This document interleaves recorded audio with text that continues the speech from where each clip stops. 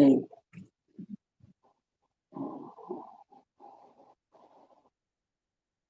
can anyone, can anyone hear me? Oh,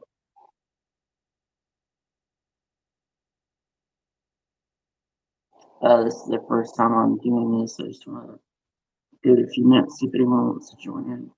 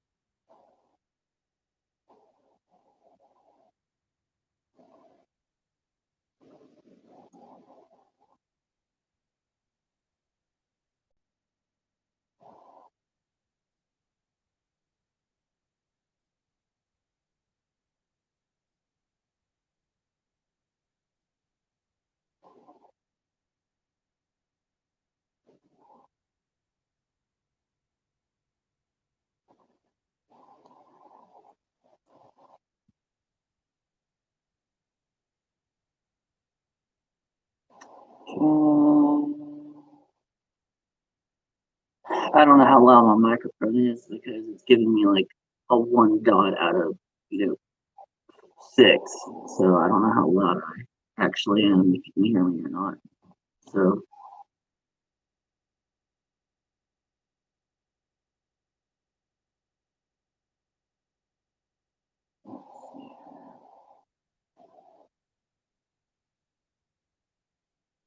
my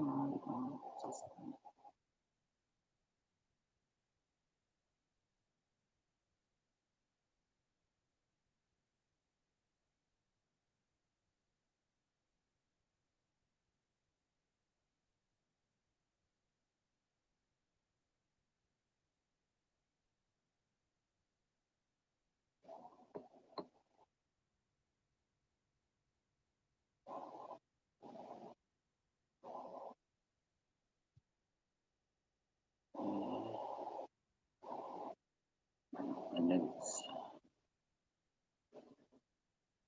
I have no clue how long this stream's going to be because it's, we're dealing with a 5-year timeline. So hopefully I don't bore you to death.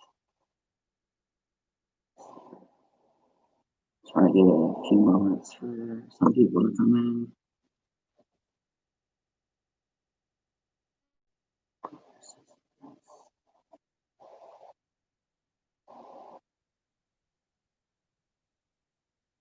You guys are anyone's using a live chat? Can you hear me at all? Because it's saying the microphone's really low. I'm not sure if it's low or not.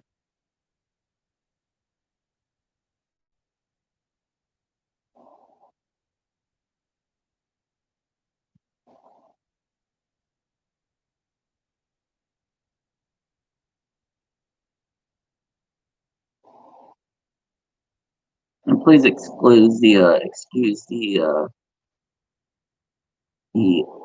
echo.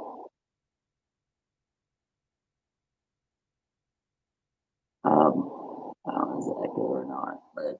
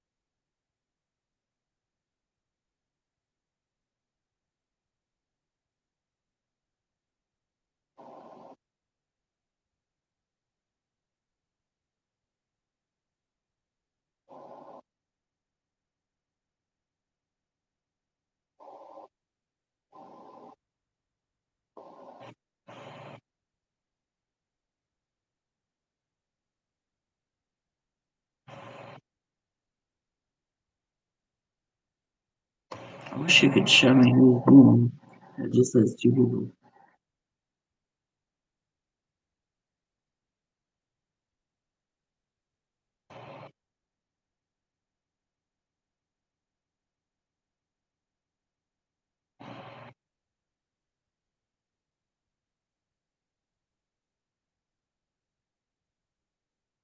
So let's get started. Um, or kind of get started. So excuse the blue glare on my glasses. They've got the blue light filters on them because I work on computers and use today on the TV or on the phone.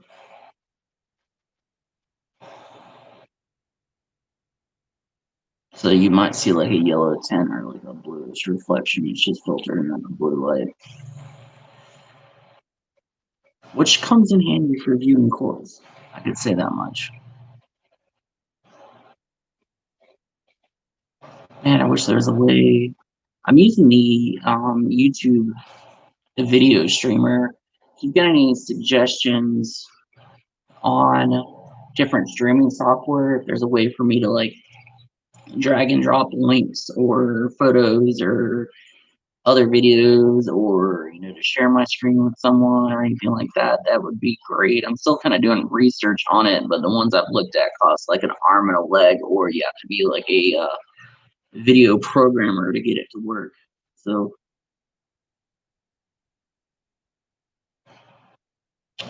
but if you don't know who I am, my name is Adam, and I used to run the business Hedgehogs by Adam and golf photography, um, which I ended up actually liquidating, closing about 5 years ago. So this is kind of like just the update, and there's a lot of stuff that has been on my heart that I want to discuss and talk about, and hopefully it will help someone else that truly needs the help, or hopefully this will be a source of inspiration. I'm not sure how long this is gonna take. Um, and I know like everyone's got an opinion, and there's always, my side, your side, and the truth. So I don't, when I'm talking about these things, I don't want anything like rude or berating or anything like that. I'm always open for constructive criticisms, ideas, or suggestions. But don't be like personally attacking someone or whatnot like that. I just want to keep this civil and respectful.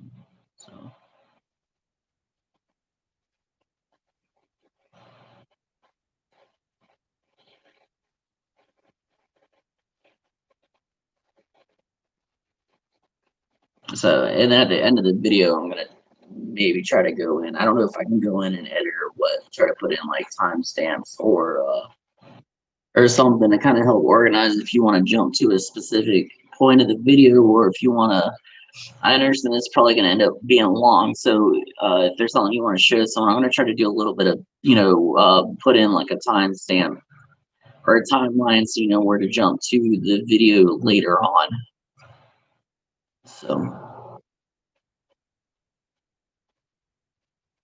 and then if there's enough people against, I can kind of open up for questions or discussions or anything like that, or just create once this gets posted, maybe do a follow-up Q&A video, because I know some people might not be able to stay for the whole thing or not.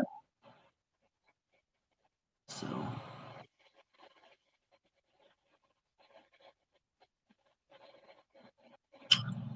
but just kind of like summarize like the last 5 years, like up into that point. I used to work for Apple computers back from 2011 and 2013. I've already had a great love of animals and exotics, and I have done my best to take care of animals and do research and whatnot. And eventually, my sister introduced me to about 10 years ago a hedgehog, and I was like, "Is that a real thing?" Because the only thing I've heard about hedgehog was Sonic. So I got a hedgehog and I started doing some research and realized it's something I wanted to keep. Well, I got into when I got to living on my own, I started, breeding, not breeding snakes, but owning different snakes and other exotics and getting in with groups and clubs.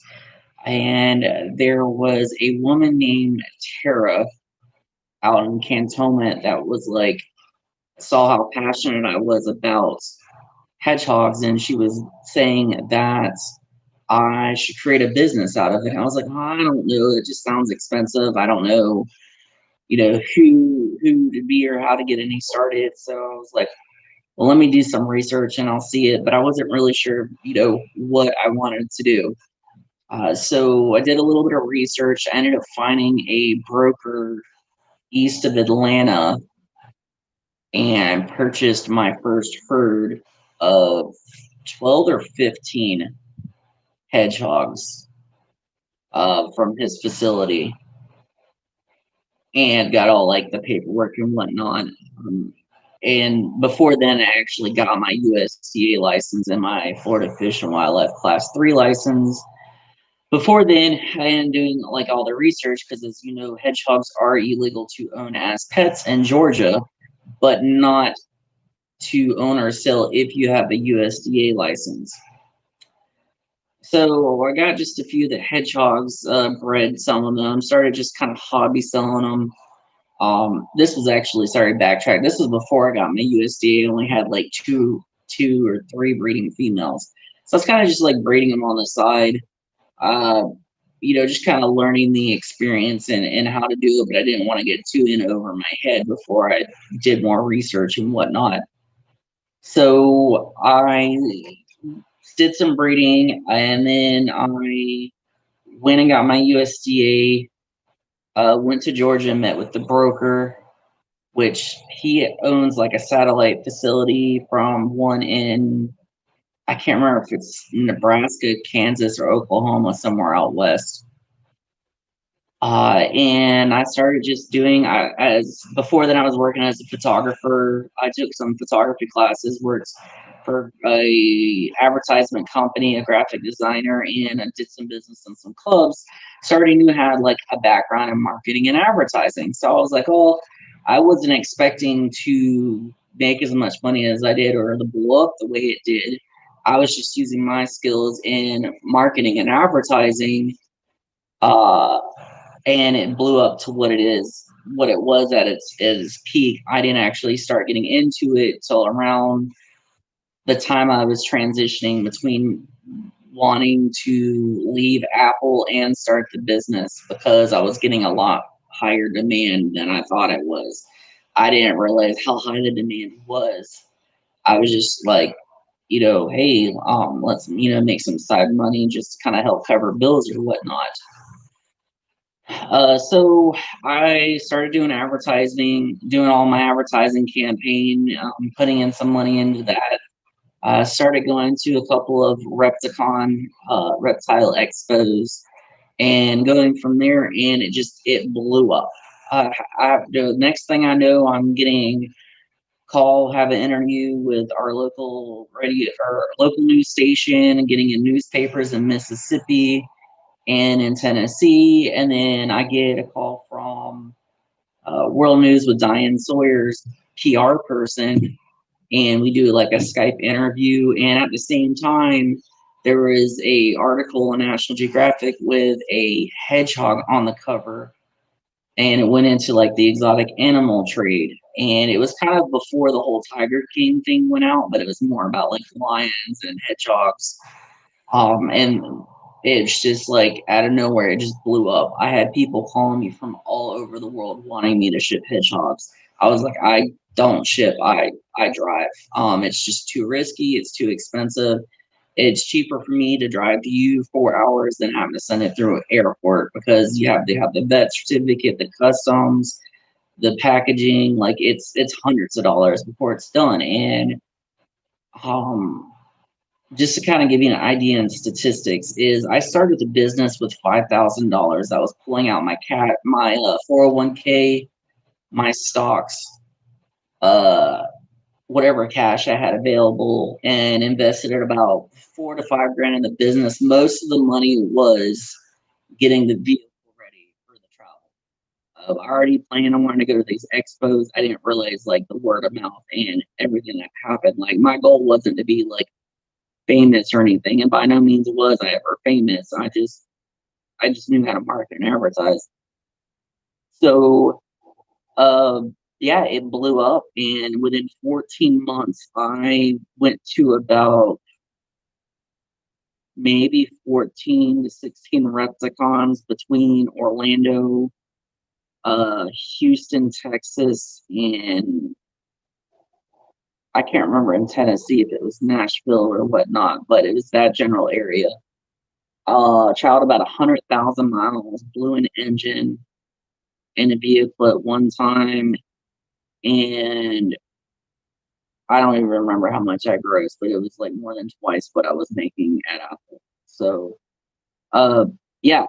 So to kind of sum all that up, I ended up meeting someone about the time that I started the business. I ended up meeting my ex-wife, and then at the time, and she was like, she had a 10-year-old son, and she's like, "Hey, if you want to be a stay-at-home dad and get this business up and running, and I'll go to work, you can do that." And I was like, "Really? Are you sure?" So I was like, I'm not even sure that this business is actually gonna go anywhere.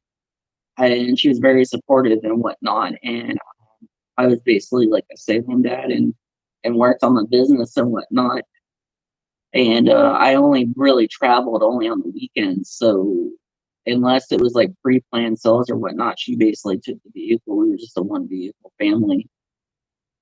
Um, so fast forward a little bit around December, not even December, January, the beginning of January of 2015. Um, I didn't know there was any issues with the marriage. I thought everything was happy or good. I guess there was issues, and she's never really came to me about it or discussed it. But I'd get into these like tunnel vision moods, and by all means, this isn't all her fault, but I would get into these like tunnel vision moods where I'll get so focused on something, and I just don't know when to stop. Probably part of the reason why I've been sober for the last 9 years is just I don't know when to stop when I start something.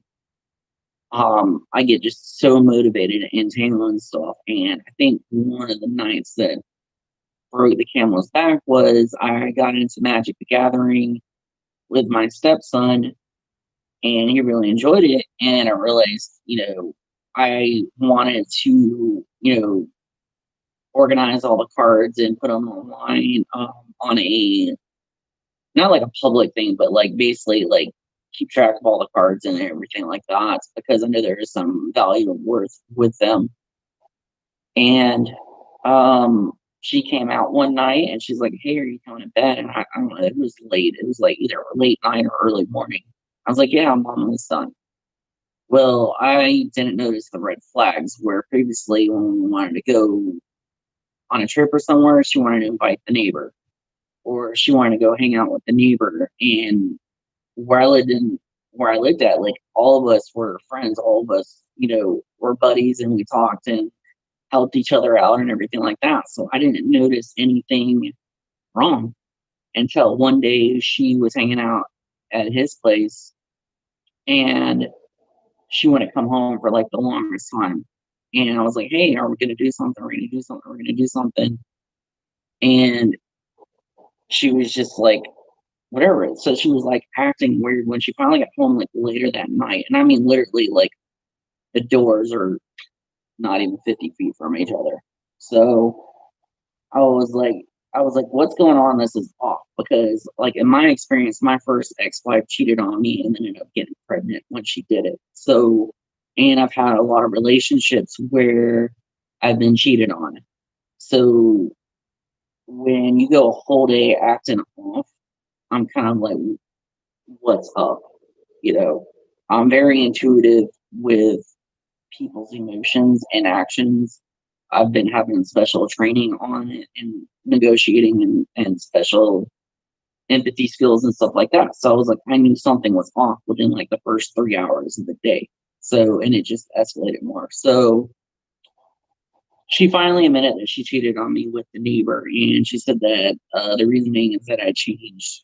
Uh, that I changed, and I was like, "Hey, I forgive you as much as I hate that this is going on, but we've only been married for 5 months at the time, and let's work on this. I mean, we've got a lot of stuff already tied together, uh, a lot of stuff committed together, and I was like, let's go to marriage counseling. Let's like work through this.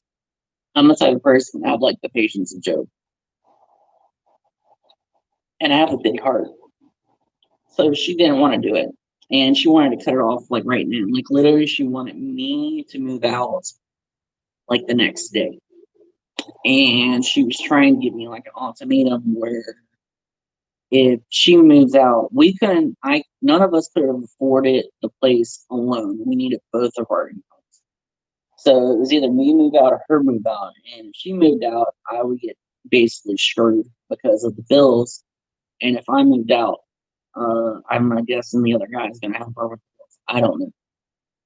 And it was hard to understand what was going on because the stepson, which was like 10 at the time, got kind of pulled in the middle of the fiasco just because he was like in the room or he was in his bedroom or in the house in the middle of like the blowout. And I wasn't like screaming or yelling. I'm just saying like he started asking questions like, "Hey, what does this mean? What does that mean?"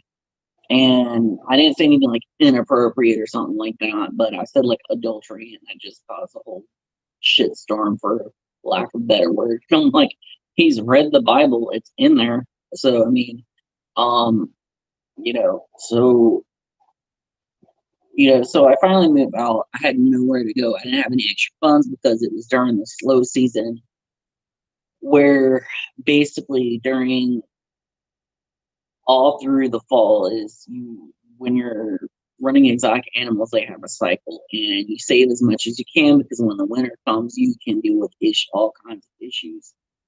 So by the time January rolled around and February was getting back time for breeding season again, but I was at like the last little bit of the money that I had left. So I had really nowhere to go on my own in trying to find another place. So I went and moved back with my mom.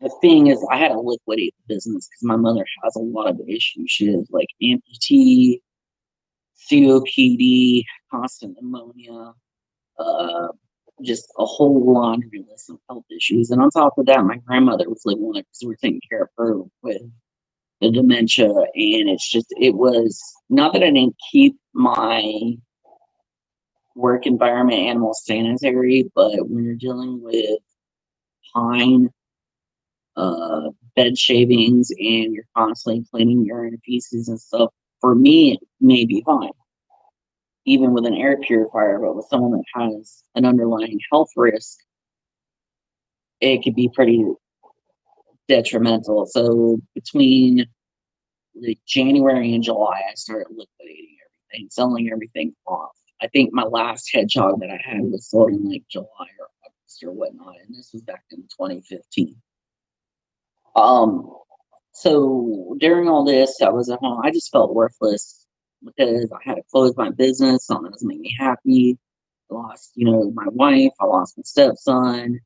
The only thing I really got out of the marriage was a dog that I got as a birthday present, which is the one that you see a lot of times, little Vinny. And I think he's like asleep down here. Vinny, he's laying down. You see him down in the bottom right corner. So, yeah, so I was like, one of my mom's caregivers was a volunteer firefighter. She's like, well, why don't you go into firefighting? At least you'll get like the medical care to help take care of your family. And I was like, well, I never thought about it, but I knew like my uncle and my dad used to do it like a long time ago. So I got connected with one of the local fire departments here. And oh my gosh, that was a culture shock and a half because I have that A type personality and I'm a very opinionated and outspoken person. and not in a disrespectful way, but a lot of people just don't like it. I guess it pushes them the wrong way. So um, I went through the fire academy, and this was for a firefighter one, which is a volunteer, which is honestly no different than fire two, but maybe an extra like couple of chapters in the book. They do the exact same thing. It's just the difference is one's paid and one's not. And 80% of the fire department in the US is volunteer anyways. And then there's like a 40-hour first responder course. So I got a lot of medical training and whatnot. But my local fire department was a advanced life support. And in my county there's only two. So that was one of them. So a lot of stuff that I was doing was almost the same as an EMT skill. And yeah, I did a lot of training there. I was like, well, I might as well just go get my EMT. So that was later on down the road. Now, when I first went to my mom and started looking into this, I was having trouble finding work because I went, 2 years of just working for myself or working at home, 2 years working for myself, and another 2 years working at home. So I wasn't like actually out in like a brick and mortar type of field for five, almost 5 years. So I mean, it was a struggle, definitely trying to reacclimate because some of the jobs that I was qualified for, like call center work, um, because I was so far out of it, they didn't want to take me for some, even though I didn't forget any of my skills. So I finally found some like workforce, day labor jobs, temporary jobs. Um, just some jobs I'd never work again. But I had to just to kind of stay active and whatnot. So I got done with the fire academy. I started like the middle or fall of 2015, and then graduated the beginning of 2016, and I actually ended up becoming valedictorian of my class. I had no clue how I pulled that off, but I did because there was a lot of lectures because of my mouth. Not being disrespectful, it's just I was really opinionated. So, uh, yeah, I probably never would survive boot camp because I'd probably taught that to the drill sergeant. So, and like I said, I'm not like disrespectful type of talk back. It's just I'm one of those inquisitive people that always wants to know why or like the function of why something happens. So, later that year, 2016, about 18 months after moving in, my grandmother dies. And what happened in the nursing home she was in, from what I heard and from what my mother told me, is that she had two different insulins. They were supposed to take taken at two different times a day, and they ended up giving her both the insulins at the same time at the wrong time of day, and she went into a diabetic coma and went into hospice. So that did hit me for quite a while. And I was blaming myself a lot for it because I was taking care of her the best that I could. So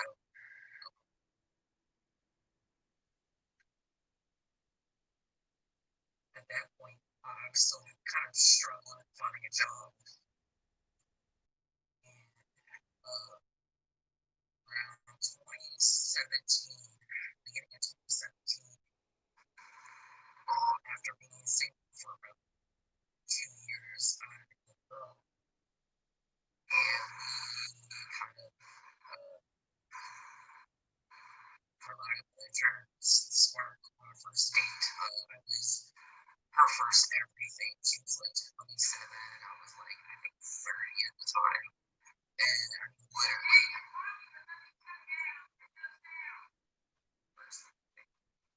well, I can't read.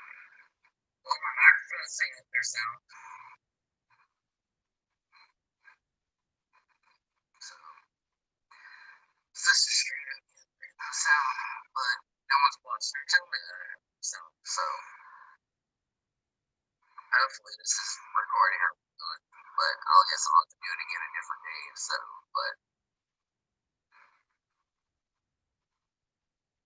Um, so to continue, I meet her, and I was like literally her first everything. And use your imagination when I was like everything, like first kiss, her first love, everything. Apparently I was her whole world. Like she would just go above and beyond, like the best girlfriend I think I've ever had in my life. Um, and I got so busy with working and doing the EMT thing because I did eventually in the summer of 2017. I did start school as an EMT, but I was also working double shifts to make up money so I could focus more on school. And a lot of times, like when I get that tunnel vision and I'm working really hard, sometimes I can push away people that I love because I'm just so stressed out that either all I want to do is sleep when I can sleep, or if I need to do something like have my me time. So, um, we actually had a falling out like in October, and then we ended up getting back together in like a month later. And I mean, everything was great. We went to Savannah for my birthday. Everything was great up until 2018. Actually, in 2017, I actually was trying to go in a volunteer for a different fire department because I ended up moving from where I was now to another city, to Pensacola. And I couldn't pass the physical because when the blood came back, it said I had all these different health issues, including type 2 diabetes.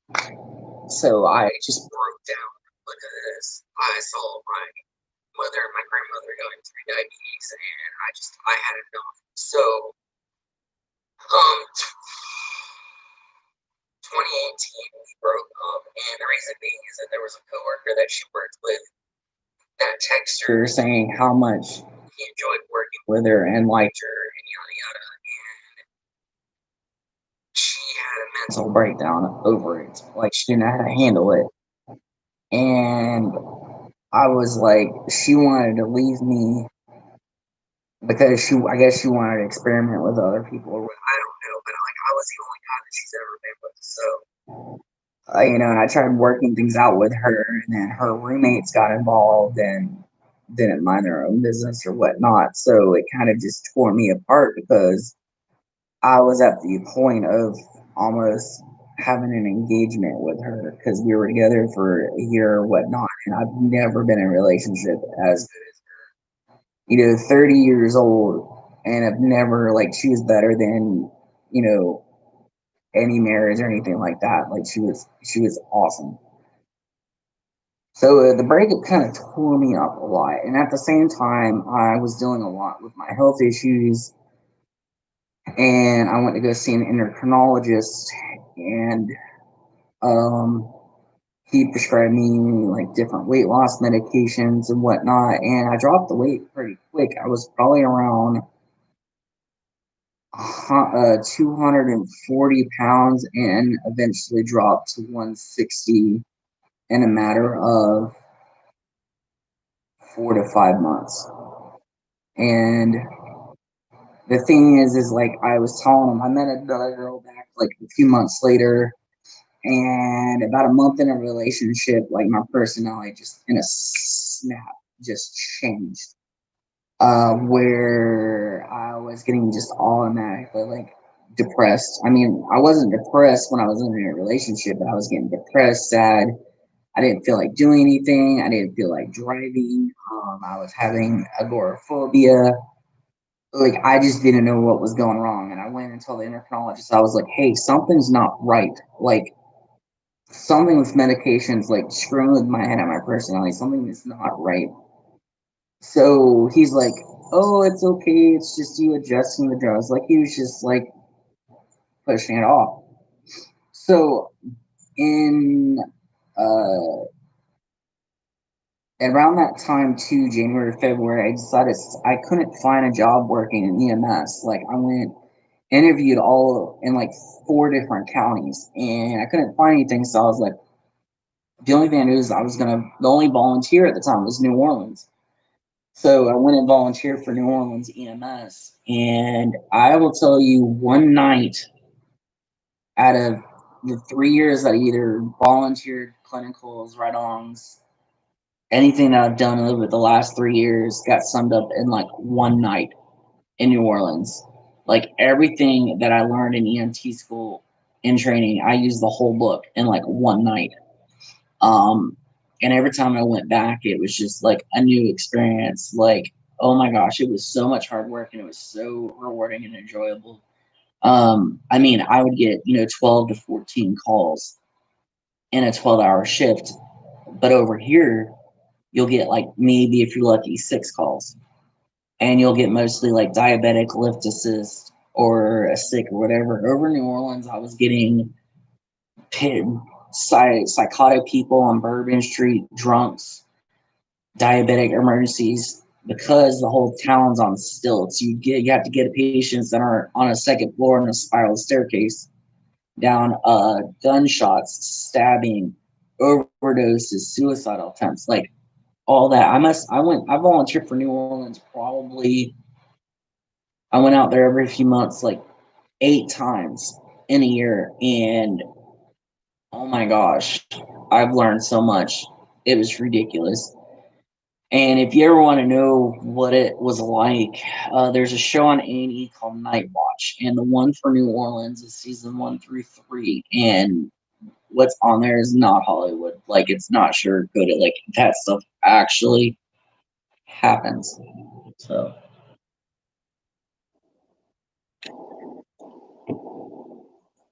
in the meantime, around July, I had a follow-up appointment with an endocrinologist, and before then, I was trying to check in with him. There's no answers to the phone calls. I get up there, the doors are locked. Come to find out, he was arrested by the DEA for narcotics, prescribing people narcotics that weren't supposed to get them. And then when he got out, he fled to Ohio, and he got arrested again. He is in prison for 2 people overdosing and mixing the wrong medications together. And it's nuts. Like, everything that happened was like, wow, this sounds like what I was going through. And I didn't find out about this till like last year. I helped in that process of the break of the month. I helped someone that was like homeless, and brought him in to my place, which was a nightmare because she didn't want to clean. She brought her 2 cats with her that kind of tore up a lot of stuff. It was just, oh, I had her for like, she was only supposed to be like a week or two, and it ended up being like 2 months. It was ridiculous. So, um, eventually, the end of that year, I actually ended up getting a job for a company out in Alabama, but it was like a 40-minute drive one way, and they wanted to pay me like $10 an hour, 24-hour shifts, and I'm like, the last time I made $10 an hour was like 10 years ago. So, and they even get less calls because it's out in a rural area. So, I mean, I think in a 24-hour shift, I was lucky if I got 2 calls, 2 or 3 calls. So, and then I started getting vowels back in like October, November-ish of 2018, and I was getting worse. My mental was getting worse and worse and worse. In November, which was around the same time I was helping the homeless person out. And when I say homeless, I mean they got evicted from their house right before I took them in. So, um, I was having some bad thoughts, suicidal thoughts. My throat's really dry, and I didn't know what to do. I had the resources, um, and I made a mention to the roommate. And at the same day, I went to my psychiatrist appointment because I was already I already knew I was having an issue early in the year, so I went to try to go speak with a psychiatrist and get help. And I was getting help, but things weren't getting better. And December rolls around I was fed up and I was done. And when you get to that low point in your life where enough is enough, nothing that anyone will say or do or whatnot's gonna stop you, because I already had my mind made up what I wanted to do, and I went ahead and did it. So on my birthday that night, I um my what was it, 32nd birthday, I ended up taking 60 lisinoprils. And I woke up the next day fine. And I was mad at the world. And I didn't want to leave the house or do anything, talk to anyone or do anything. Um, so the next night, Christmas Eve, I was like, well, let me try something else. So I took about 120 pills of metformin. So I go to bed that night, wake up in the middle of the night, start vomiting. Well, about that time, my lisinopril decided to kick in because that drug takes a few days to finally do anything. Didn't plan that one out too well. So, but at the time, it was a thought. So I started going to the bathroom, throwing up, and then I just pass out. I get back up, pass out. So I was like, well, let me go in the tub. And so that time, I didn't have any regrets. I didn't bother calling 911. I was just like praying, go to sleep. Just get through the throwing up and just go to sleep. So the only thing I remember is going to the bathroom, sitting in the tub. I couldn't actually physically get out of the tub because my blood pressure was so low. And then I started crawling to my bed, and my bed was probably about a good 3 feet off the floor, three or so feet off the floor. And I get into bed, and the next thing I know, I wake up with a tube down my throat. So I don't know what happened. This is basically the story of events from coworkers and friends or whatnot. Is basically what happened was I went into a coma for 3 days, and my blood pressure dropped to almost nothing. I was barely breathing. Um, and that happened New Year's Eve night, and I wasn't found till late afternoon Christmas Day. And my organs were failing. While I was in a coma, I had to get 2 rounds of dialysis. They already were talking about getting a blood transfusion. And I don't remember anything after that. I just remember waking up and there's a tube down my throat. And I was already in a coma for 3 days. And unbeknownst to me at the time, my mom was also currently in the hospital getting prepped for a pacemaker. And I worked for a medical transportation company at that time that does non-emergency medical transport. I've already worked there for over a year, and they helped my mom and me out a lot of times. So when everyone at the hospital knew who I was per se, because I've had such a relationship with the ER staff and with the company, um, that it caught wind through the hospital to my mom that, hey, I was in the hospital, but I didn't know why. My mom had she thought I was like in an accident or something like that. They didn't have all the details. They just knew I was in the hospital.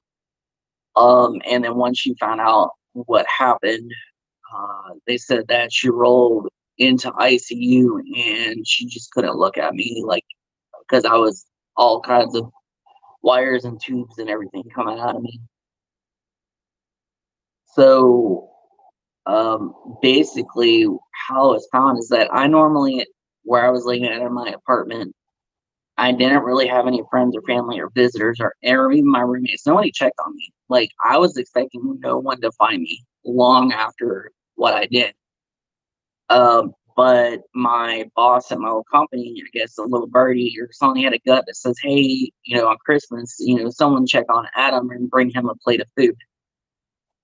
They had no clue what I was about to do, uh, oblivious to everything that happened. So he couldn't remember where my apartment was because it was like on the fourth floor. So he brought one of the coworkers that visit me every once in a blue moon, and she knew it was on the fourth floor near the elevator, but she didn't know when. And I was the type of person that I don't answer phone calls or text messages. Like, I'm very responsive. So when they were trying to get a hold of me through text message or call, they thought it was odd that they couldn't get a hold of me. And they already knew that I was having a lot of mental health issues because I'd talk about it, and I'd be very open, and it was not a secret that I was having issues at all. I had all the support in the world. I had all the resources in the world, but I had my mind made up.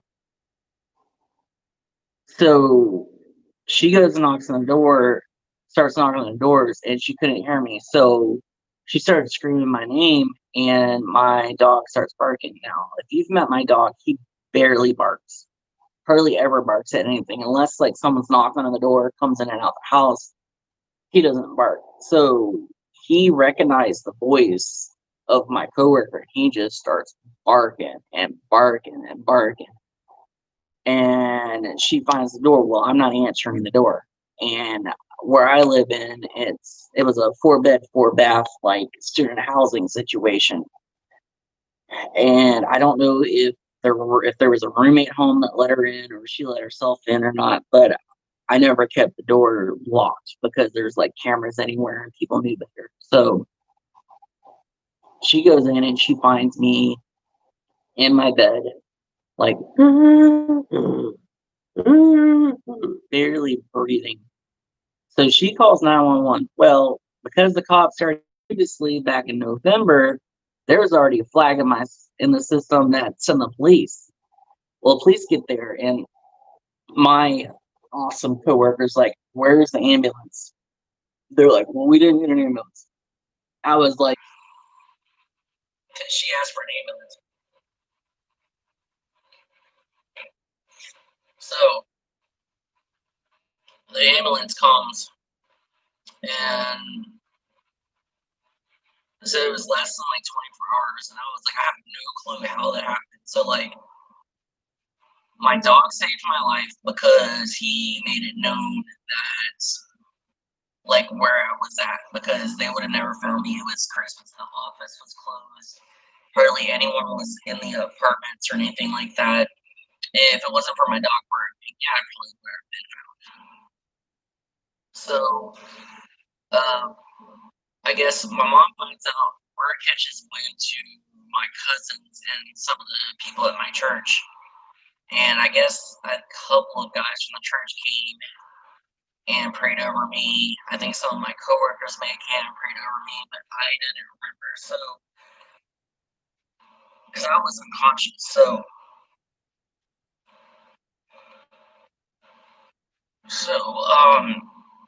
I wake up from my coma and I'm kind of like in a twilight, like I'm in and out of sleep. Like I wake up for like a couple minutes and then pass back out for like 10 or 14 hours.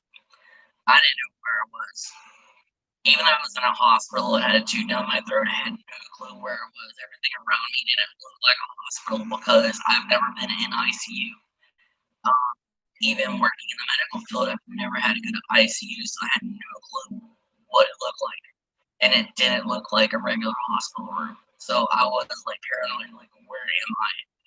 And then my hands were tied up because your human instincts was there's something in your throat, you're gonna want to pull it out.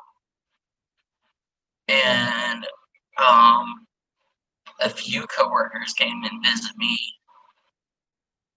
while there was a tube down my throat. A few sisters overcame, I think, like one time. But when I was awake, no one from the church came back, or none of my family relatives came back, and I didn't have my cell phone with me. So I went between the total time I was in the hospital was like 2 weeks. I kept asking, like, hey, where's my cell phone? Where's my phone at? Because like life just doesn't stop. So they're like, oh, we don't know, we don't have it. Unbeknownst to me, they had it in security. They just didn't. We're too lazy to go look. And so I couldn't take care of, bills or whatnot because, like, if I was dead, I wouldn't care. But I'm like, oh crap, I'm still alive. Plus, I was even mad after the fact of waking up. And so I just pretty much laid in ICU with a tube down my throat for I think 3 more days. I was conscious 3 or 4 more days, and then a few more days just recovering. I had a whole bunch of tests done on me. And when I woke up and I was able to speak again, I was like, hey, I can't feel my feet. I can't feel my leg.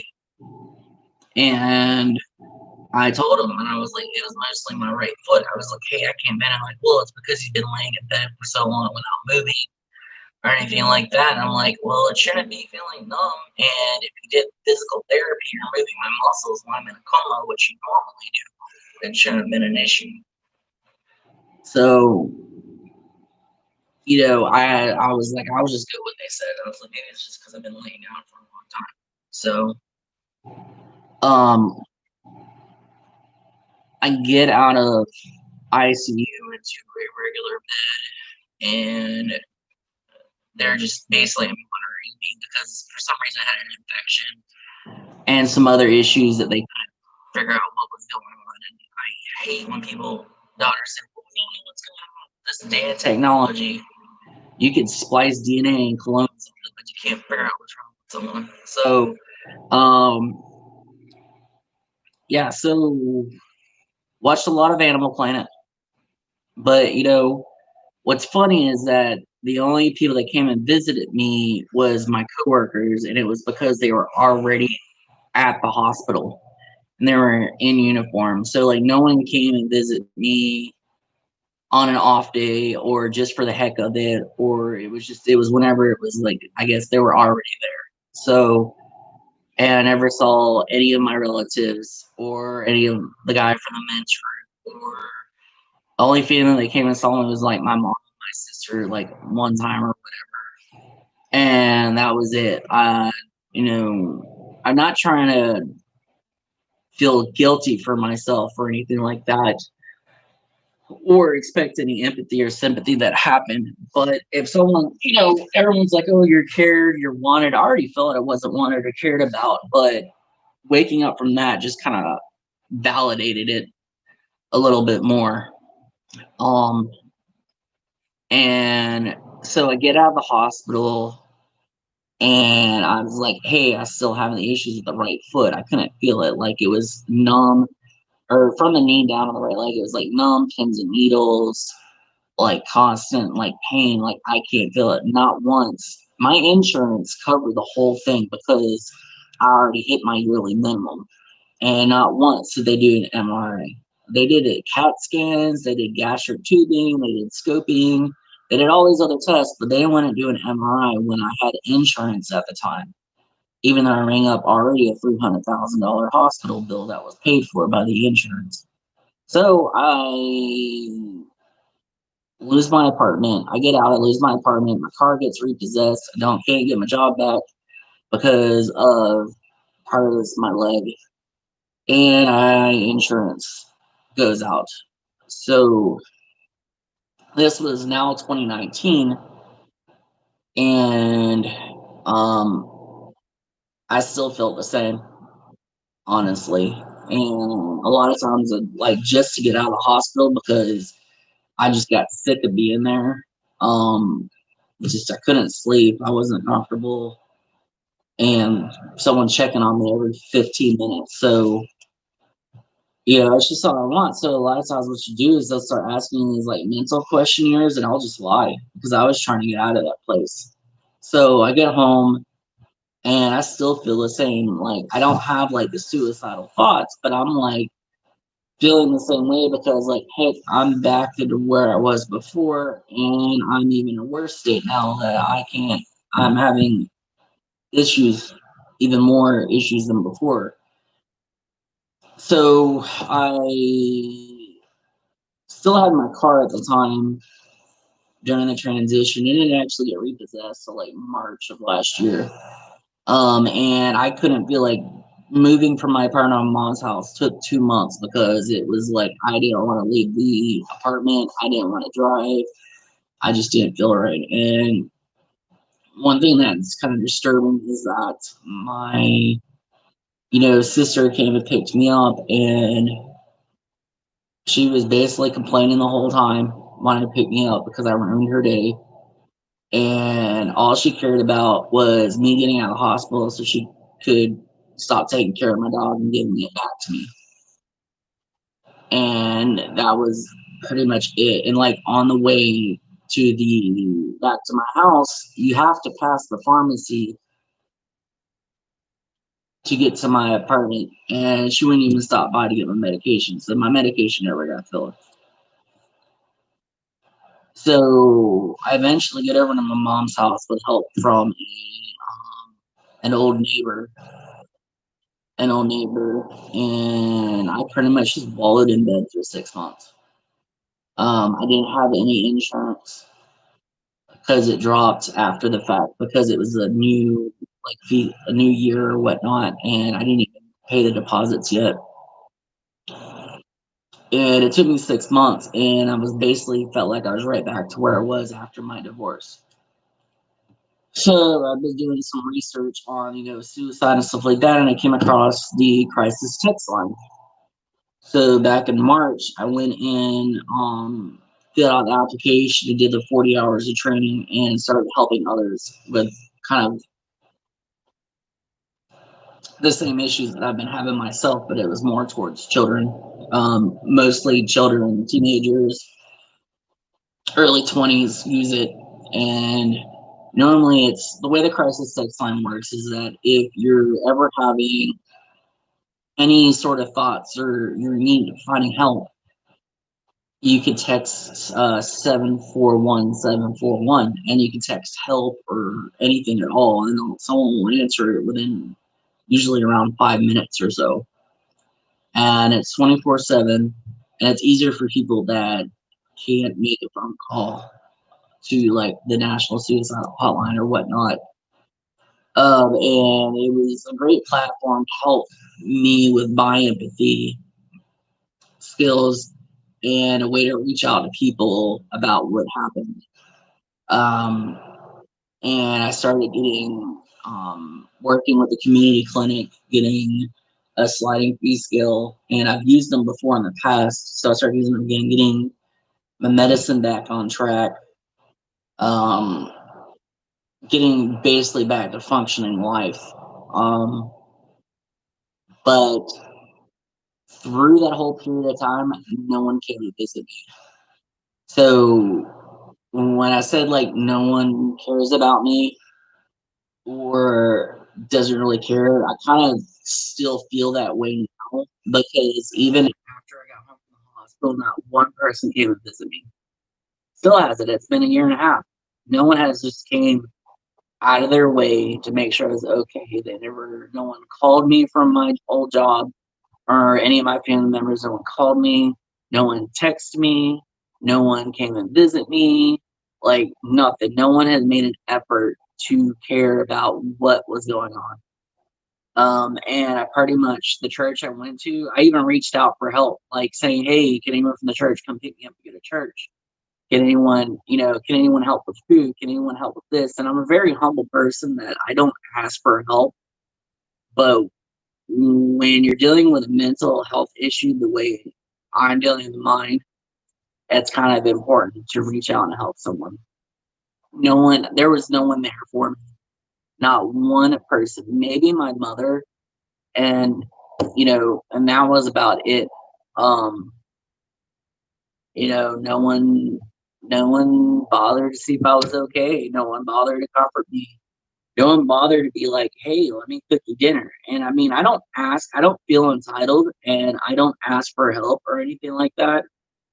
But when you're someone that is fighting for their life and already feels worthless and not wanted as it is, then it kind of just, you know, clarifies everything that happens.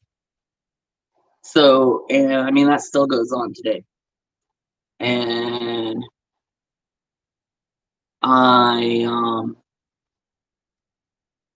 that still goes on today. And I've even tried, reaching out, or I've tried making an effort to, hey, let's hang out, let's do something. And everyone's always busy, busy, busy, busy. I understand, like, you've got lives and you have children, but it doesn't take but 30 seconds out of your day to just text me and saying how I am. Or if you're driving in the area for 5 minutes, see how I am. Because that does a lot. And it says a lot that someone actually makes the effort of trying to be there for me. And even even if you have a friend or a family member that's there for you and you can't do much, and like, let's say if you can't physically do anything or monetary anything to do that, be there for them. Like, even I didn't have anyone when I went to all my doctor's appointments, psychology appointments. No one offered to take me there. I'd go by myself, and it was scary enough as it is because I couldn't leave my house. But just being a friend, being there, like going with them to their appointments and just sitting there and talking with them. And I had to overcome a lot of obstacles on my own and be strong for myself because no one was there. And the thing is that I'm not exaggerating it. Like, generally, no one was there, and I even reached out for help, trying to get help at times, and I wasn't getting help. So, and I made up my mind. In December, I made up my mind, and that was it. I was deciding, like, hey, I'm done. I'm just done dealing with it. I just don't want to be here anymore. And and I'm a lot better now. I mean, I've been trying to go through therapy and counseling and whatnot, and it's even hard now with not having a vehicle. And it's kind of a blessing in a way, a blessing in disguise with the whole COVID-19. Because even though how terrible it is at what it's doing to the world, it's making people redesign the way that they live. And that's really beneficial for a person with disabilities or that has even agoraphobia, that now everyone's doing online counseling online. Then it keeps you from having to come out of your house to physically go somewhere and do something. And so, for fast forward to do the crisis text line, and eventually 6 months later, I find a job doing a tech support for a company that outsources for another company, doing the same thing that I did 10 years ago for the same company. And it was overwhelming. It was scary in a way because I hadn't done tech support in 6, 7 years. And what they're asking to do, because I was hired in as a senior advisor. So, and it was a struggle. Like, and when I got on the call center and I took that first call, like, I almost had a mental breakdown because of just talking to someone on the phone was hard for me. So I was like, well, let me find something that I'm familiar with and that I enjoy or was passionate about. So I started applying for Apple again and looking for Apple type jobs because that's the last thing that I did. That's the last thing I did. So eventually I found a company, and I found a company and doing about the same thing that I do with working with Apple. Similar, but not the same. And I really enjoyed it. I really liked it, and I felt motivated enough. Now, backtracking before then,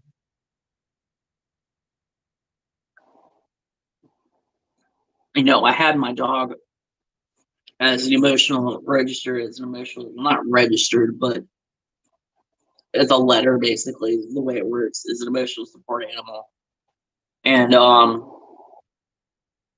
he helped me a lot through my recovery, just being there for me because no one else was. So, um, but it wasn't really a challenge. I didn't feel challenged or not because he was there for me. But other than letting him outside and giving him food and water and belly rubs, it just didn't really like mentally stimulate me. So I was like just trying to figure out something that would mentally stimulate me. And it's just like I couldn't really think of anything at the time, but I do remember going back to the love of like working with exotic animals and stuff like that. I was like, well, I can't do hedgehogs. I can't do snakes. I can't do this, that, something like that. And I had to find something that I can enjoy and that was like safe for anyone in the house. So um I was like, well, I've done research on aquariums, and I read a bunch of articles in my research on mental health therapy that aquariums are really relaxing and soothing. And I've already did research on over a year ago before then on a saltwater aquarium and 4 years before that. And I kind of just, hit and miss thought about it, but didn't really like think diving into it. So I was like, well, let me just get an aquarium. And I didn't want to do freshwater because, in my opinion, is that freshwater is boring and there's not really too much variety. Um, which, I mean, now that I've done more research, I think a little bit more differently than that. But I've always wanted a saltwater tank. So about the time that Petco had their dollar a gallon sale, I got a little 10-gallon tank, a filter, and some salt. Not much at all. I didn't spend too much money on it. And set it up. And I was already done research. I already knew like the basics. Like I didn't get any livestock. Like I knew like the basics.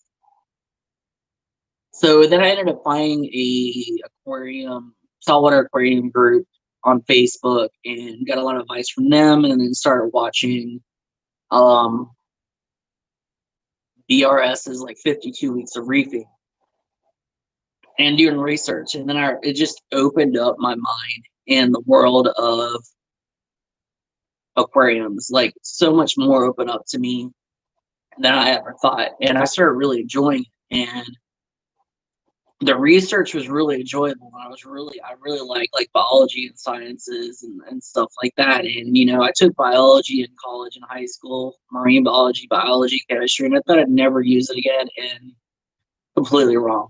So, and the challenging part about it was that you have this animal, this life form, and there's very specific parameters that you need to do to keep it alive. And it's not like a dog, oh, let's just put some water in the aquarium and feed it every once in a while. It was a lot more than that. It was a whole ecosystem. So you had to do water tests and chemistry tests and all these different things. So I was like actively participating in this aquarium and there wasn't even a fish in it yet. So, and it was doing, whatever, because I had to let it cycle. And then I started, adding fish and um I was just in love with it. I absolutely loved it. And then eventually I started getting corals and whatnot. And I honestly do believe if I did not find that passion or that love in fish and saltwater aquarium, I probably would not be alive right now because the statistics say that once someone attempts suicide and survives, there's an 80% chance of them doing it again. And the thing is that most people that attempt it also have horrible side effects. With me, I came out, I had chronic back pain and neuropathy in my right leg. Now, I don't know if I had a pre-existing condition and the suicide just heightened it, or in the middle of the paramedics yanking me out of my bed to put me on a stretcher. But earlier this year, I ended up getting an MRI and found out I had two bulging discs and a pinched nerve. And I tried using a TENS unit, getting some Galliprant, like nothing's working. So I finally got into pain management 2 weeks ago, and tomorrow I'm actually scheduled to get an epidural on my back. And hopefully it won't necessarily cure or fix it, but it will provide a long-term recovery than just medicine or surgery. Um, so going back to the aquarium, it was just like it was a passion. It was something I was like actively doing every day. It was me basically going back to school for myself. And that was right at a year ago, about exactly a year ago, and it hasn't stopped. If not, it's been more of I almost feel like I'm manic, but it's just this high of aquariums and saltwater. And I mean it's so strong. And I kid you not, if you looked at my YouTube watch history or my read history, that however they track it on my phone, like it's ridiculous. I literally spend 4 to 6 hours a day between work and breaks and my days off researching aquarium stuff or watching documentaries or talking to people. And then I found this other community, this new forum called Reef to Reef. And it just opens up a whole new platform to helping people about their aquarium. And the thing is, like with the challenges, is that not only like everything's correct, is you'll end up with challenges where you have to almost like a video game almost, but it's real life. And you'll end up with the challenges of like having to deal with like green hair allergy, having to deal with like either a coral starting to bleach, having to deal with lights. And I mean, you could go an infinite number of topics away. Like I could literally spend all day talking about just a light, setting up a light or heaters or something like just on one fish or one coral. Like there's so much out there. It's ridiculous. And I think part of it, like what's the fiddle at law is like I went to the Georgia Aquarium, like I mentioned before, my breeder was in Atlanta. And so I'd go to the Georgia Aquarium a lot. And I really loved going there. It was so relaxing and whatnot.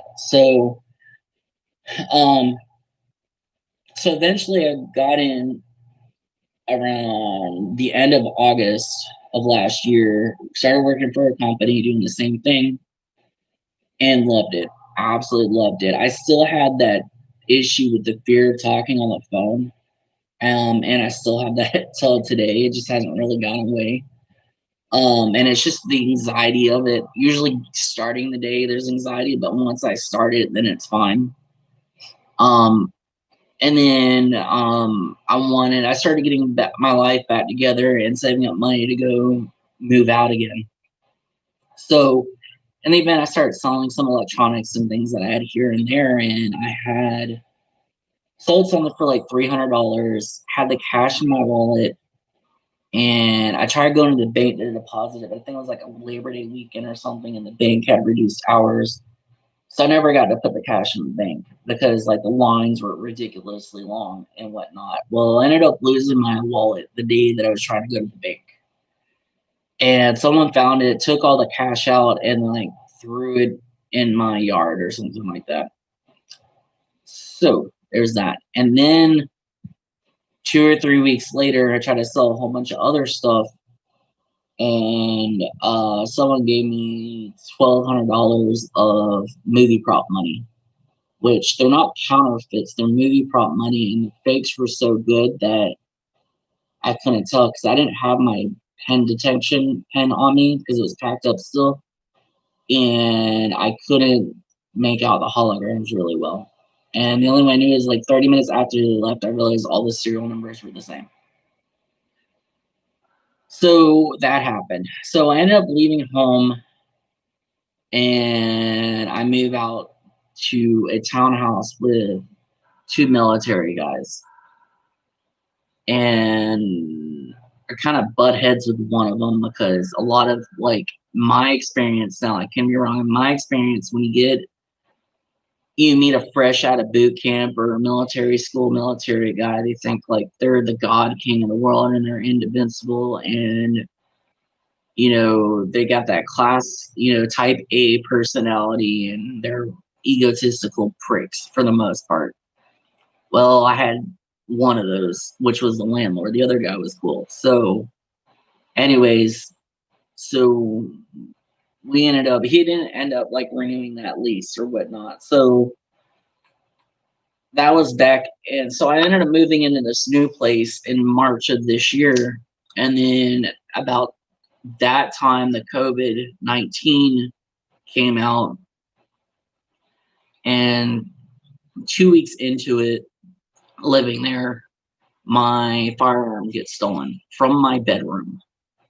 Now, I don't have a car, and I've had a concealed weapons permit already for like a year or two before then. So if it's not on me, it's in my room. Well, at the time, this roommate went with me to purchase the firearm, and he was the only one in the house of five that knew that I had it. Because I'm one of those people, like, I don't want to be a sitting duck. So when I have expensive stuff or stuff like a firearm, no one knows about it, and I don't brag about it or tell anyone about it because I don't want to be a target for anything. So, um, so the gun gets stolen. I call the police to file a report after the landlord. Well, there's like two landlords that live there, which doesn't make any sense. But one's like a property manager. And they were like, yeah, go call the police. So I call the police, and the cop wants to find out that there's two felons that live there. And the cop wants to make out that because there's felons living there, I can't own guns or even bullets because there's two felons. And then I was arguing with the cop saying, like, that's not how the statute's written. Now, the thing about being a responsible gun owner is knowing the laws. I have a book that's like this thick that goes over all the Florida state statute laws that are written by a lawyer, and it goes into great detail. So a lot more detail than that's probably in your like 2-page, police academy book or whatever. So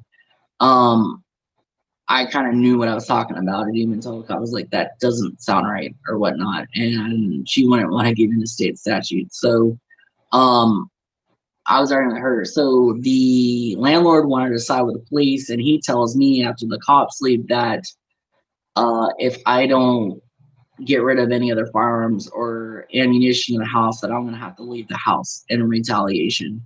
And I was like, that's cool. Like, I know where I can put stuff or whatever. So basically, infringing on my Second Amendment rights. And then that was like a Saturday, the 28th of March. So Sunday went by, no one wants to talk to me, and I'm like, hey, that ain't my fault. So Monday comes along. I'm up for my second promotion this year for my job. I'm going to be in training class that's like 100% mandatory attendance. And I start like the first 4 hours of my shift, go on a lunch break, and then the internet shuts off. Now, I've never had electricity or internet issues ever. And me and one of the roommates that supposedly, which I just don't like on, um, we had a deal that I'd get the first month free and then I'd pay half the internet bill, and I was cool with that because I would have just got my own internet regardless. But he was cool with it, so he shuts the internet off. And he tries to tell me that he's trying to get a security clearance. Me calling the cops will cause a hiccup on that, which I know is very not true because he said he's been trying for 18 months and it only takes like a couple months to get a clearance. And after the fact, time the cops are in a background check on him, and he already had a shady background as it was, which included petty theft. So, um, so I told the landlord, I was like, hey, the internet is like, I'm going to go get my own internet or whatnot. And he was like, okay, trying to see what you can do. So call the internet company and speak with the guy. He's like, well, you have to get permission by the one that originally set it up. And I'm like, that just doesn't sound right. So I tell the landlord, it's like, hey, I need to get a lease because it was an oral lease. I need to get a lease set up or to get internet connected. And he's like, and then he just disagrees, like, well, if you get internet, then you don't want to leave. And I'm like, wait a minute, I thought you said if I got rid of the ammunition, then I could stay here or whatever. Well, he didn't change his mind, so he's not going to accept any money.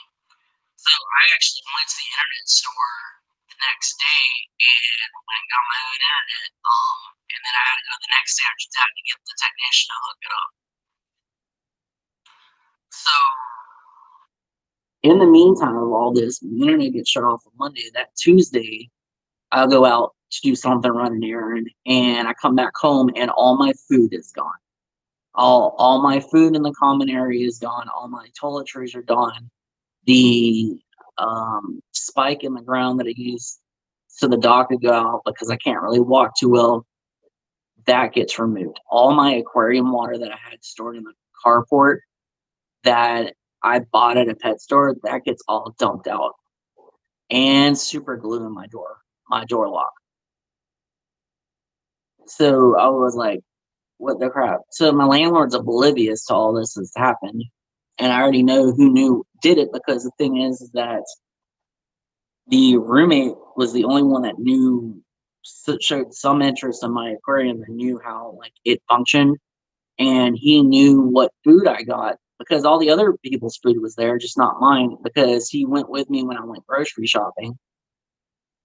And so it was just, he knew exactly what was mine and everything else got taken out. And then the day that the gun that got stolen, we went to the Dollar General and I bought some baking goods and all the other food but the baking goods were gone.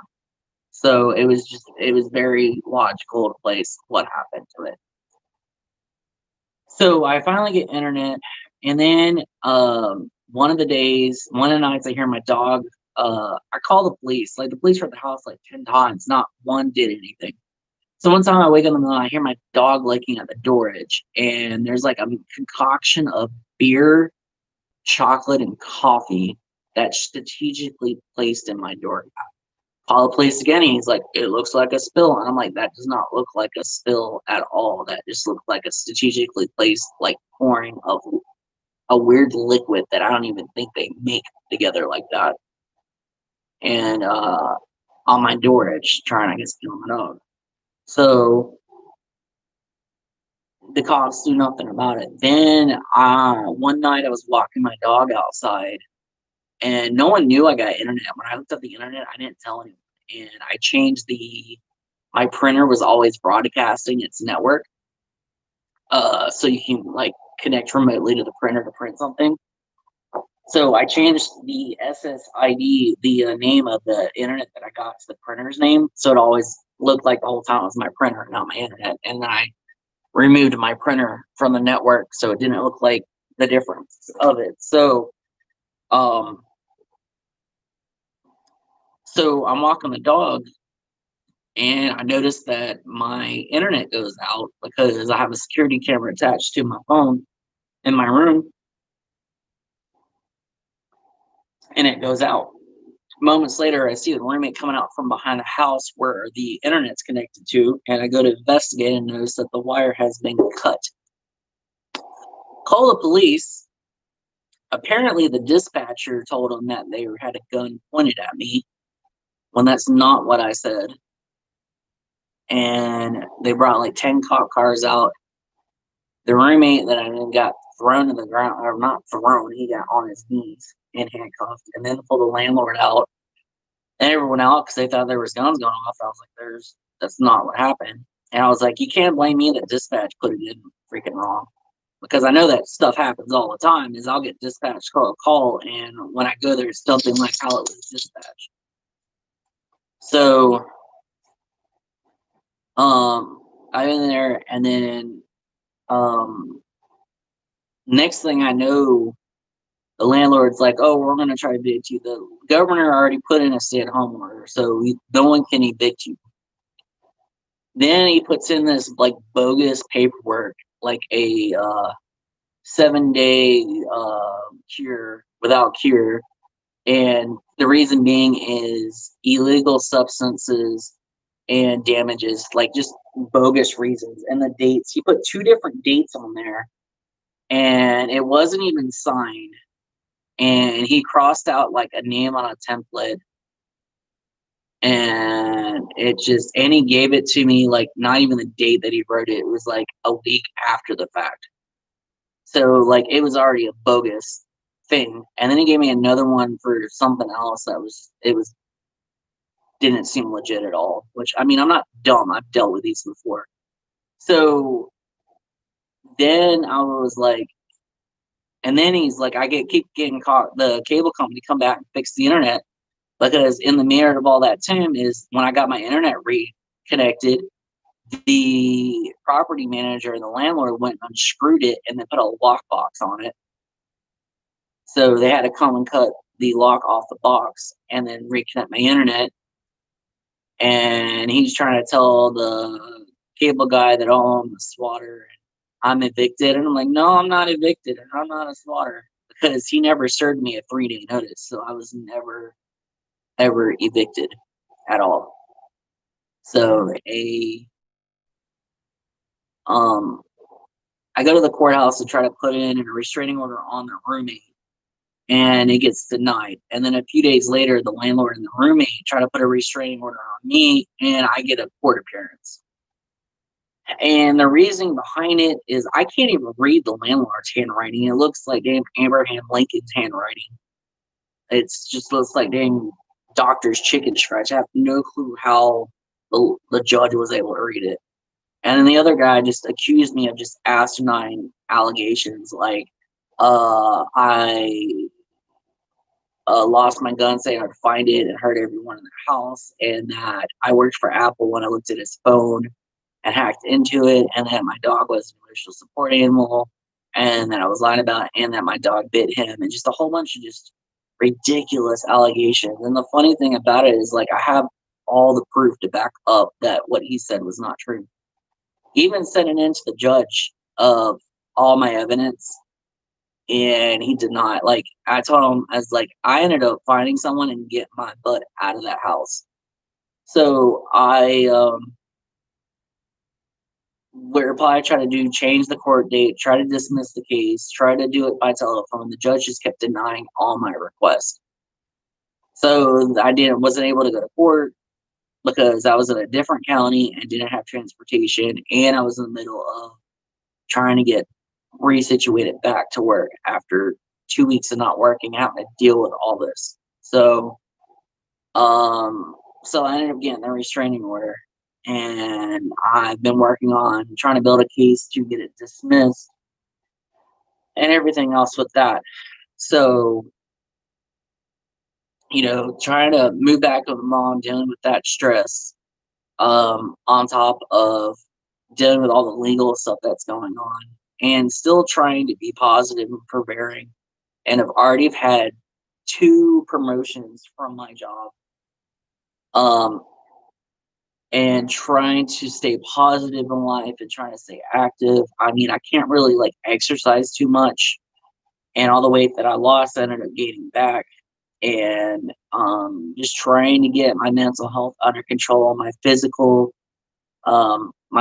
self under control, and doing what I can do to stay positive. Um, I'm not living in the best situation on a mental standpoint, but where I'm at now is it's safe. It's safe. That's all I could say is I'm kind of just holding the fort down and getting back together. And I've been working hard for the last year doing some credit rebuilding, and been looking at some vehicles. I actually drove for the first time in a year and a half, and I got rid of my fear of driving, and I felt like the freedom, and it felt so good to be driving again. And I was always wondering like what I'm gonna do. I'm scared of driving. And there's times I'm scared of leaving the house. And I finally got medicated and back into a routine where my mind and my heart's in the right place. And um and I still have to deal with it's a fight every day. I mean, I was denied for disability, Medicaid, other government assistance. Like, I keep trying and trying and keep getting no, no, no, no, no, and walls put up against me. And all jokes aside, on a serious note, that I don't mind people that actually need the help, that like legitimately need the help. But it's pretty bad when someone has dealt with a very horrific situation trying to ask for help and they're not getting the help that they need. And I told a lot of medical professionals, they agreed with me, that I said that this system is so screwed up that for me to be able to get help is I'd have to be a single mother. Because if I was, I'm speaking facts, I'm speaking the truth. I'm not nothing against single mothers, but I'd be able to get, cash assistance, transportation help, medical services, all these different government assistance just because I have a dependent. And then you've got some people out there that have babies just because they want to rely on the government, for help. And the government's enabling them, and I tried working, trying to get social workers, go to the hospital. I'm not getting any help, unless I had like a whole bunch of money or whatnot. Luckily, I found one place that I could get like a sliding fee scale, but it's only at that one medical facility. So if I get referred out anywhere, then I'm pretty much screwed.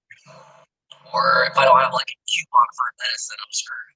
So, you know, so I've been basically trying to do my own physical therapy and trying to get better. I eventually get the job done. I've got insurance.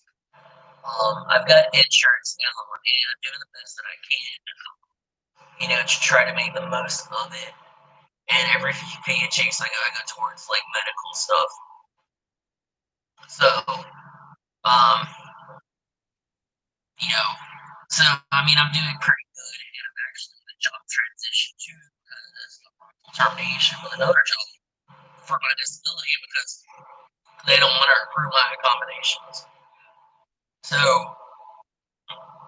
I'm trying to stay positive. I'm trying to stay motivated through all this. Um, I keep trying. I keep letting it keep trying, and I try not to let anything break me down. In the face of adversity and whatnot, I just keep pushing through. I keep making occasional videos on that. I can never know. I can never know when I'll be able to. I just lost my track of thought. I mean, I'll never know like when I'll be able to actually go out and do something or make a difference. But I'm trying to make a difference in the world that I do have, and trying to keep it alive. And I'm trying want to work with a local Reef farm, the Emerald Coast Coral Farm that works with the Atlantic Reef Restoration, which is the only for-profit company in the U.S. here in Pensacola that actively is working on that reef restoration. And I'm hopefully planning in the long run to go down to the Keys and go down there because, like I said, our reefs aren't going to be here in 25 or 30 years unless we do something about this global warming. And that's one thing I want to see and do before that time happens. So that's kind of a goal, is slowly saving up money to get a scuba certification and getting that taken care of. So, but I'm trying to stay positive. Those are like some of the goals that I have in mind. That's working with the doing the therapy and trying to stay motivated. And I'm trying to be active, somewhat active in the community by using my voice and my online presence to do that because I can't really right now until I get these epidural shots and stuff and the back pain taken care of, to make a difference. And it's hard. It's every day is a struggle.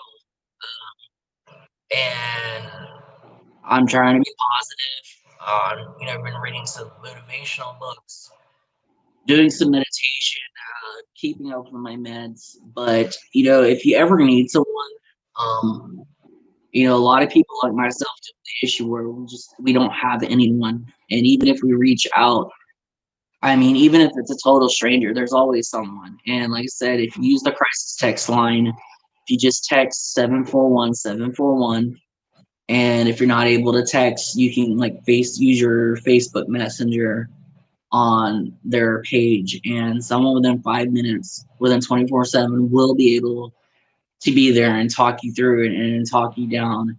And then there's the National Suicide Line, which I don't know the number off the top of my head, but I'll get it into the description on a lot of the stuff that I'm saying.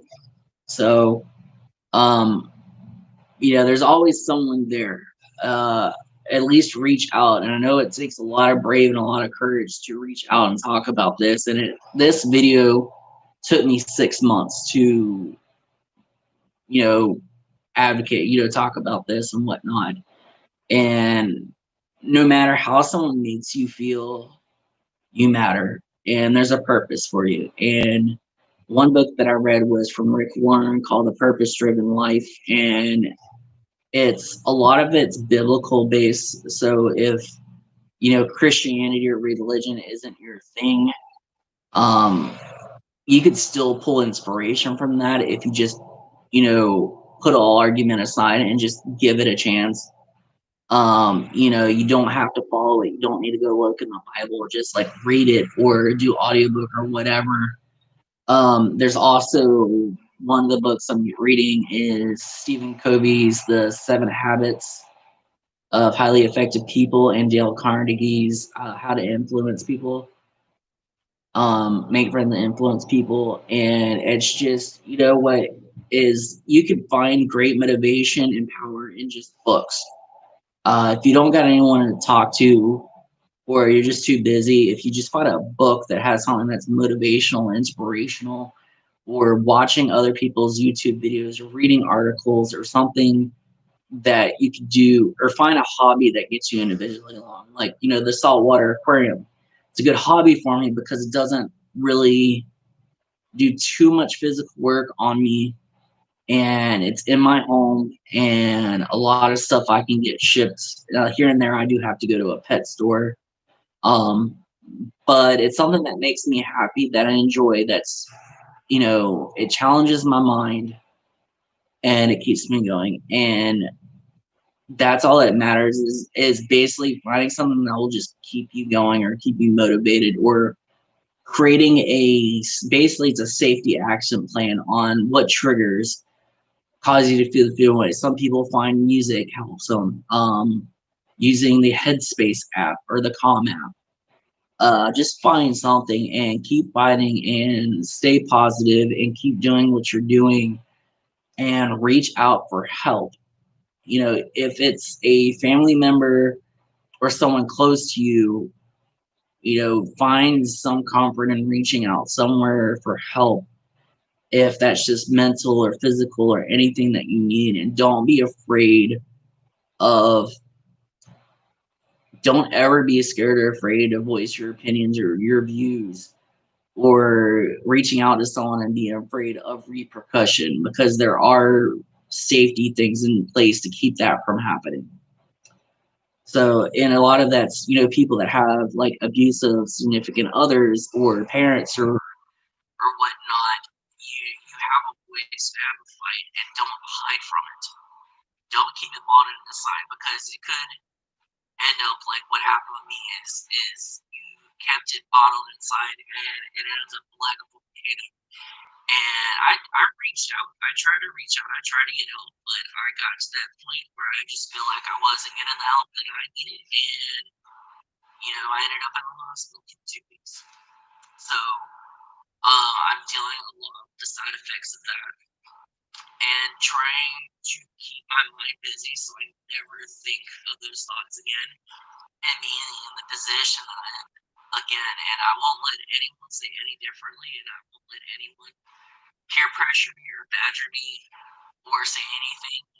to run my views as long as I'm being respectful and not hostile and being a decent human being, then I have a right to my opinion. And that's all that matters. That keeps my mind mentally sane and healthy. Now, lack of a better word, you can't be a Karen and you think, that the world revolves around you and that what you say is go is a highway or whatnot. Um, but you gotta be when you're speaking with people and stuff, you gotta be respectful, you gotta be kind, you gotta be like a decent human being. I have never once expressed an opinion and personally attack someone or cuss them out or call anyone stupid or dumb or anything like that. Because as much as, A personalities until people want to call people, pansies or snowflakes or whatnot, everyone has their own buttons and their own emotions. Even those people that think that they're better than you and are fine, there's something that you could probably say or do that will negatively affect them mentally. And you gotta worry about that. You gotta be a strong person and you gotta follow that fine line between being a decent human being and then being a scumbag.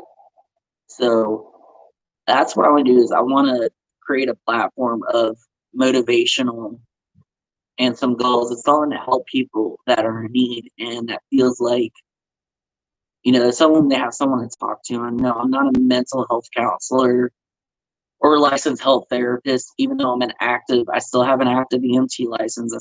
I think I still have an active firefighter license. I don't know if those ever expired, but it's I try to do the best that I can to just stay alive and stay living. And I've kind of the suicide has put a new vision on life. It has made me think of the world a different place and humanity. And I want to travel the world and see what it's really like in like third world countries and be a humanitarian and help people that are in need. And I know I'm just one out of 9 billion people, and all I want to do is try to make a dent in the universe. Um, but I want to do what's important for me that keeps me alive, and that honestly, that all that matters is doing that what makes you happy and that keeps you alive. Um, and never think that you're worthless or that don't ever think that you're worthless and that your life is meaningless because there you always have worth, even if you feel like it's not much of anything, that's something. If you've got a pet, your purpose is to keep that pet alive and to love it and cherish it. You've got a purpose in something and you've got to admire the small things in life and enjoy the small things in life and be blessed with what you have. Never take life for granted because you could lose it at any moment. I mean, let's just say in the next 30 seconds, I end up having a heart attack. I mean, probably not likely, but things happen. So, um, just enjoy every moment that you can get and spend time with your family.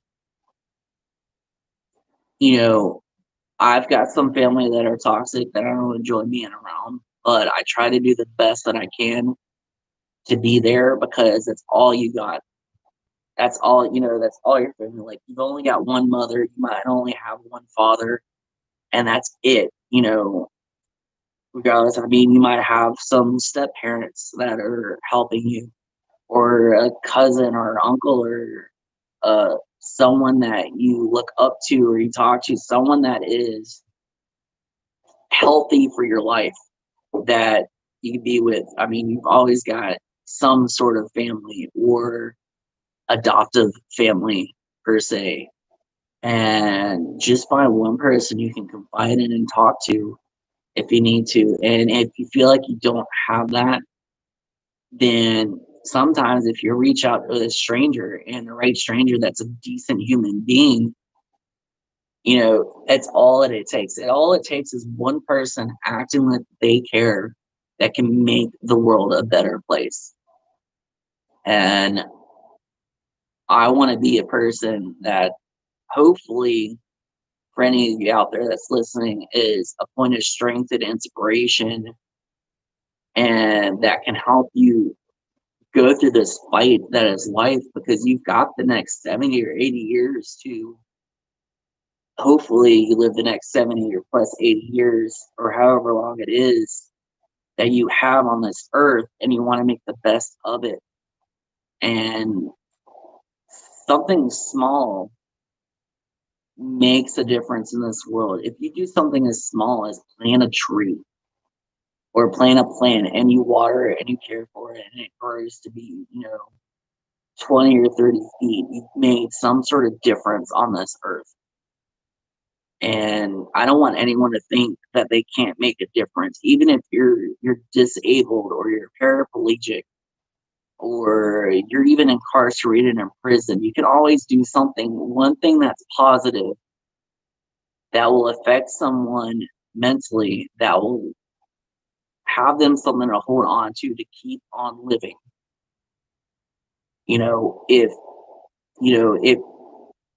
if you're disabled and you're paraplegic, if you're able to use a computer or something like that, or if you're able to express your voice, or even record something, or reach out somewhere, or do something, just find something, be creative, use your mind, find something that you can do that will mentally stimulate you to try to make this world a better place.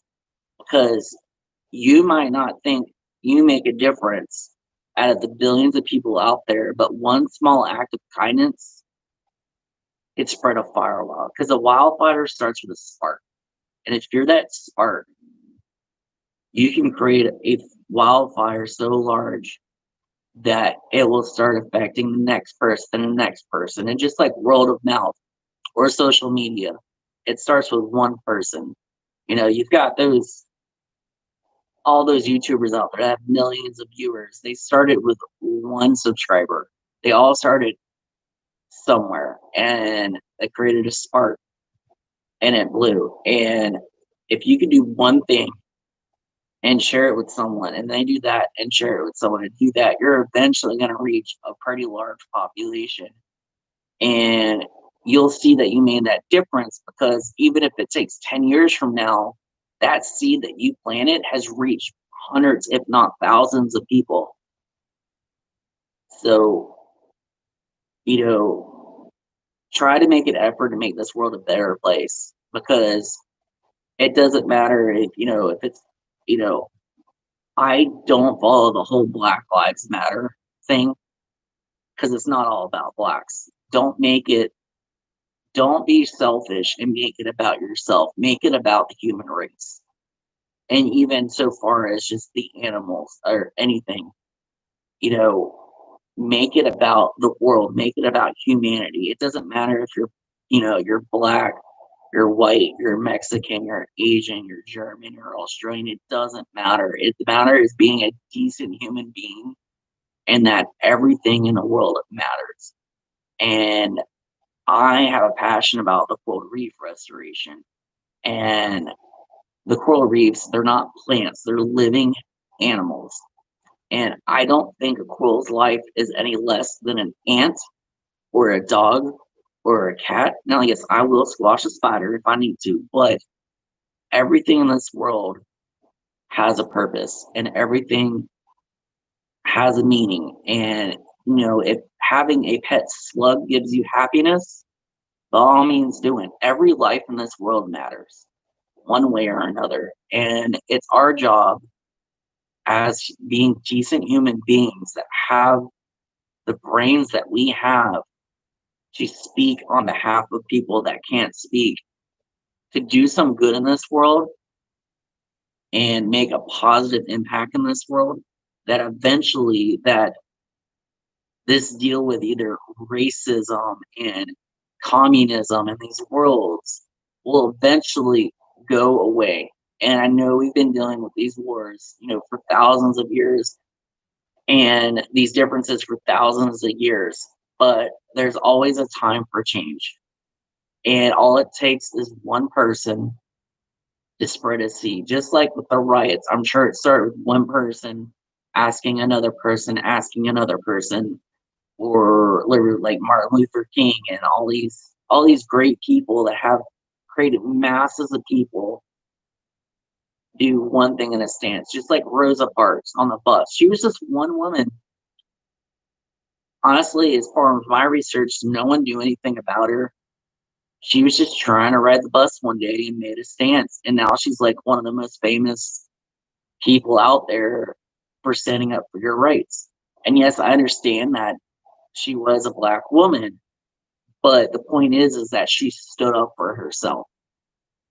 And the only way that you're going to be able to plant a seed and start a wildfire and making a difference in this world is to stand up for yourself or stand up for someone that can't speak and be an advocate and make this world a better place somewhere, somehow.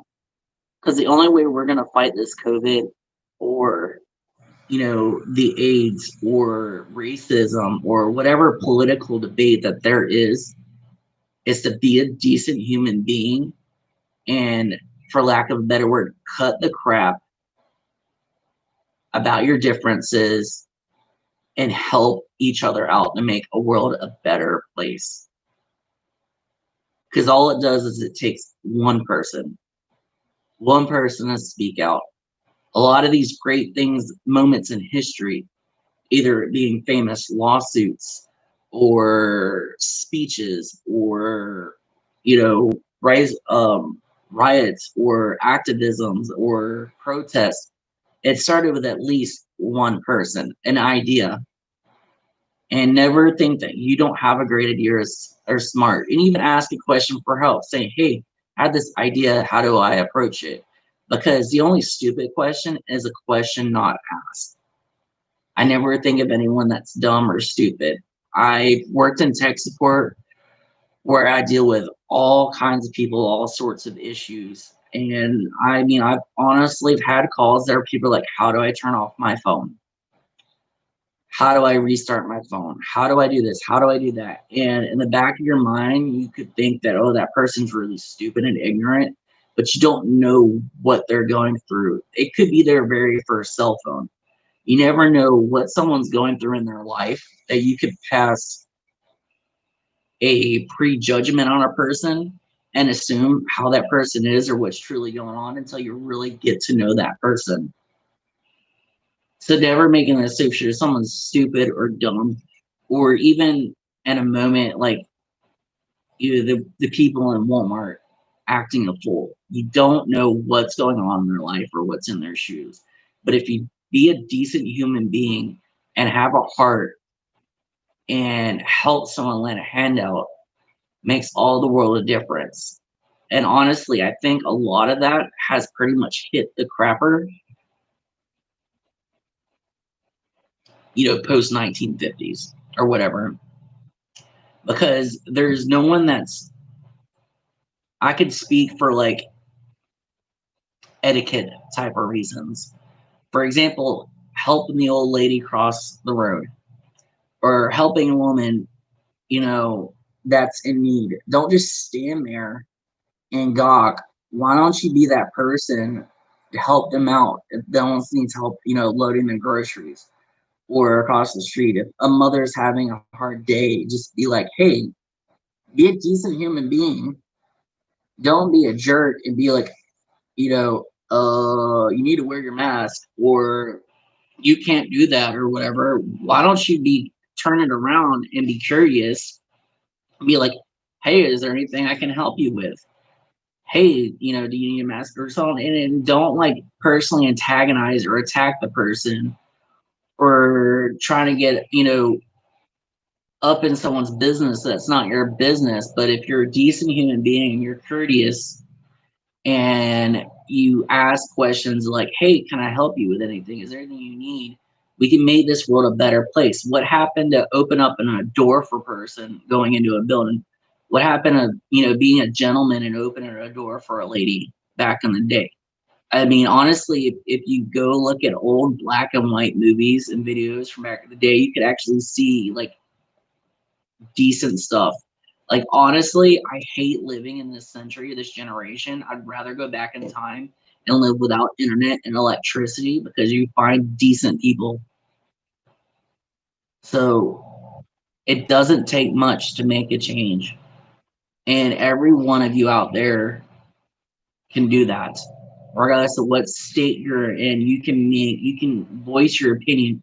That's what's so great about being an American, the First Amendment rights, is that the rights to give me to talk about this, you have the same right. You have the voice. And you shouldn't let anyone keep you from speaking your mind and your piece because the abuse needs to stop. That either being mentally or physically, whatever. Anyone that it feels like they're unsafe, they're home, tell someone. 911 is great. You could actually, in most areas now, you could text 911 and the person doesn't even need to know that. You're texting them.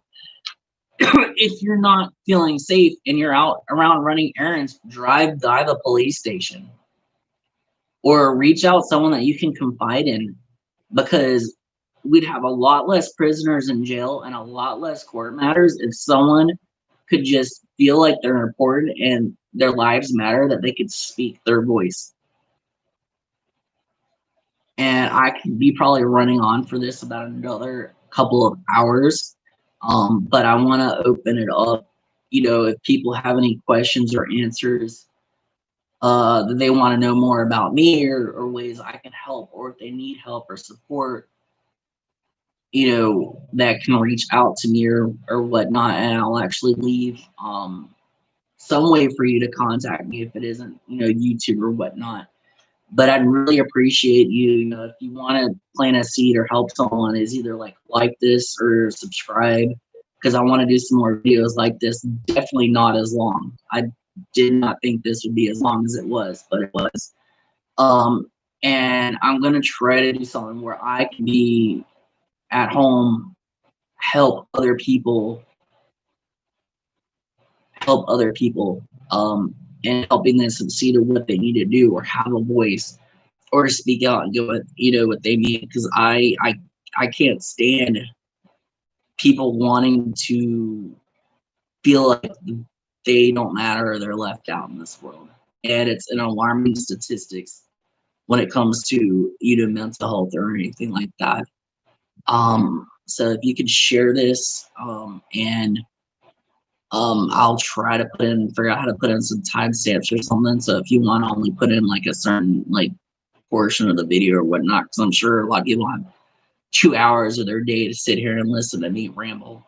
So thank you and have a nice rest of your day.